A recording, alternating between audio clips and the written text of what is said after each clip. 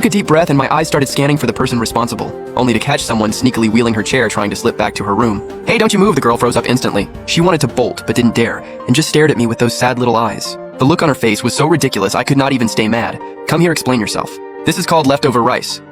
Nobody asked how many nights it had been left over. "Fess up, how many days has this been sitting there? 3 days, 4 days? No way, in 3 or 4 days you managed to grow such a perfect little mold colony in there." The rice cooker just wouldn't listen to me. Watching her grumble and pout, I figured I just had to take the L on this one. But halfway through scrubbing the pot, a far more horrifying thought hit me. "How many days have you gone without eating?" The girl looked down without a word, and her stomach very helpfully let out a loud growl right on cue. Now I got the full picture. This poor girl was just starving, and once that clicked, I got to work scrubbing every pot and pan until they were spotless, while the girl sat quietly in the living room waiting and occasionally poking her head in, or more accurately staring at the rice cooker about 20 minutes later. I came out with a piping hot pan of fried rice only to find there was no table in the whole place. But the girl pulled a folding table and a heat pad out of nowhere like a little magician. I handed her a spoon and she immediately scooped up a huge bite and shoved it in her mouth without blowing on it at all. "Hot, hot, hot, slow down. Nobody is taking it from you." Then I took a bite myself. "Pretty decent," I said casually, but hearing that, the girl suddenly went quiet and started shoveling food into her mouth even faster. At first I thought she was just really hungry, but halfway through the bowl, she suddenly started crying without being able to stop, though her spoon never slowed down. "Why are you crying again?" I was half worried I hadn't cleaned the pot well enough and somehow made her sick. I was freaking out. But then the girl started laughing through her tears and wiped her eyes to explain. "It's nothing, I just thought of my grandma, she always used to say the same thing." I was about to say something else when a warm, bright smile completely caught me off guard. In that moment, the dark cloud hanging over me lifted a little, and I had to admit, I kinda had a little crush. Nope, absolutely not. I smacked myself across the face and scared the girl half to death. After calming her down, I decided I'd teach her some life skills and then be on my way, so I asked where she went to school given her age. She should have at least finished middle school, but the topic seemed to hit a nerve. She sat quietly for a long time before quietly answering.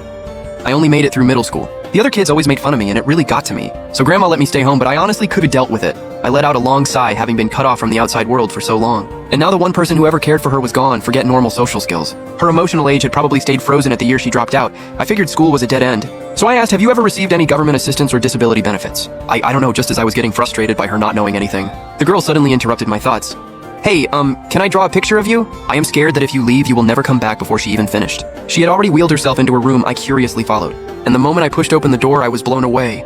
It was like stepping into a fantasy galaxy splashed with paint. But near the ceiling, there was still a blank space left untouched. I figured that was as far as the wheelchair could reach. I really love drawing. The moment she brought up drawing, the confidence in her eyes was undeniable. But I could only imagine how hard it must have been for her to paint those walls from a wheelchair. She happily pulled out her sketchbook and looked at me with those bright, curious eyes, switching her gaze back and forth between the sketchbook and my face, and in less than half an hour, she had finished my portrait. I took the sketchbook from her slightly trembling hands, but the moment I saw the drawing, I was stunned. In the picture, I was crouched on a rainy night holding a plate of egg-fried rice, and a little white cat was pawing at my pants leg, staring up at the rice with big eyes. I never expected this was how she saw me, but where exactly did this little cat come from? The girl did not answer my question and snatched the sketchbook back at lightning speed. But I still noticed her ears had turned so red they were practically steaming. That's when I got it, the cat was her. I instinctively looked up at the top of her head, half expecting to actually find cat ears up there. Instead, I found a pair of eyes full of suspicion, and the girl shrank back into her wheelchair again. To keep things from getting awkward, I quickly changed the subject. "Can I look at your other drawings?" "Sure, this is Grandma Jang from downstairs." Whenever I would sneak out, I would often spot her standing downstairs waving up at me. "And this is Grandpa Lee. He is a carpenter. He actually fixed my old wheelchair for me."